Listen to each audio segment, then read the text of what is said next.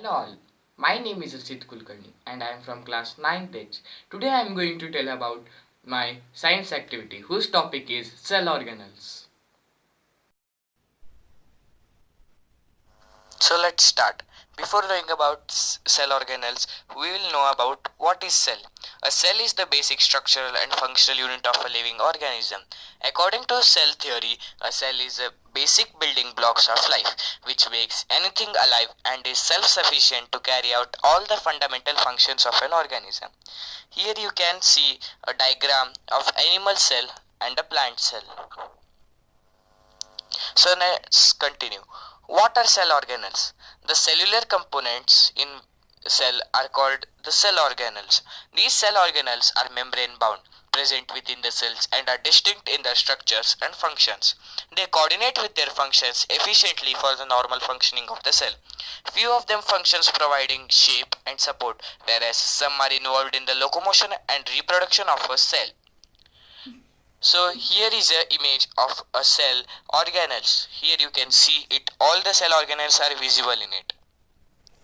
So here are few examples of cell organelles, which are plasma membrane, cytoplasm, nucleus, endoplasmic reticulum, mitochondria, plastids, ribosomes, Golgi apparatus, etc. So let's begin with our first, which is plasma membrane. The plasma membrane is also termed as a cell membrane or cytoplasmic membrane. It is a selectively permeable membrane of the cell, which is composed of a lipid bilayer and proteins.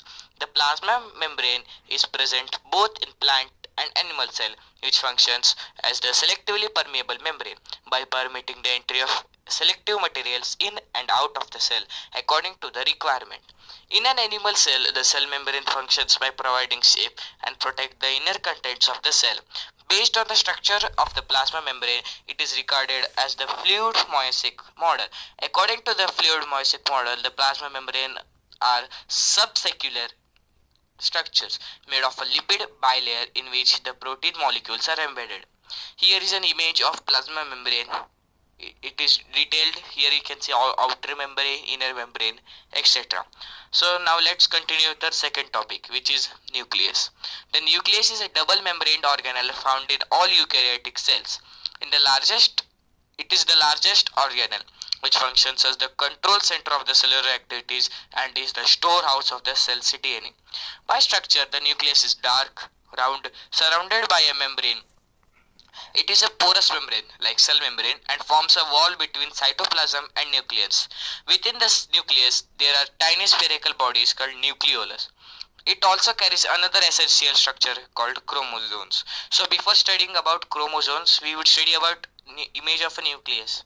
Here you can see a detailed image of nucleus, nucleolus, chromatin, nucleoplasm, nucleopore, and nuclear envelope. So let's study about subpoint, which is chromosomes. Chromosomes are thin and thread-like structures which carry another important structure called a gene. Genes are a hereditary unit in organisms. That is, it helps in the inheritance of traits from one generation to another. Hence, the nucleus controls the characters and functions of cell in our body. The primary function of the nucleus is to monitor cellular activities including metabolism and growth by making use of DNA's genetic information. Nucleoli in the nucleus are responsible for the synthesis of protein and RNA. So here is a detailed image of chromosome, DNA and genes.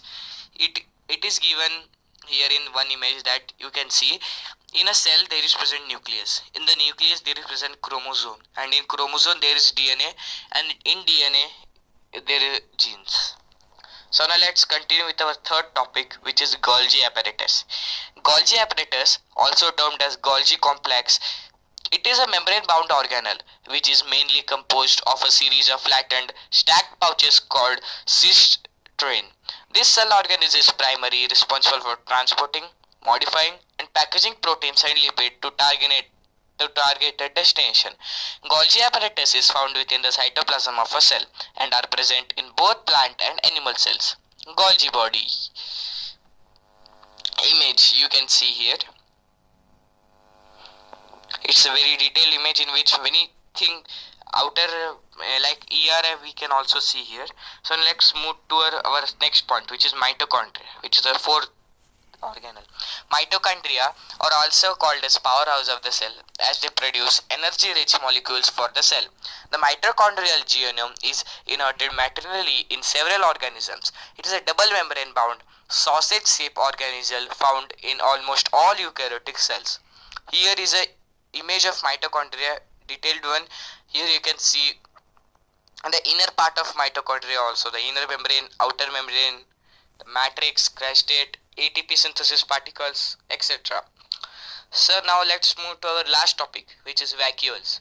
Vacuoles are mostly defined as storage bubbles of irregular shapes which are found in cells. They are fluid-filled organisms enclosed by a membrane.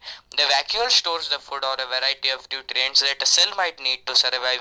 In addition to this, it also stores waste products. The waste products are eventually thrown out by vacuoles. Thus, the rest of the cell is protected from contamination. The animal and plant cell have different size and number of vacuoles. Compared to the animals, plant cell have larger vacuoles. Here is an image of vacuole in which we can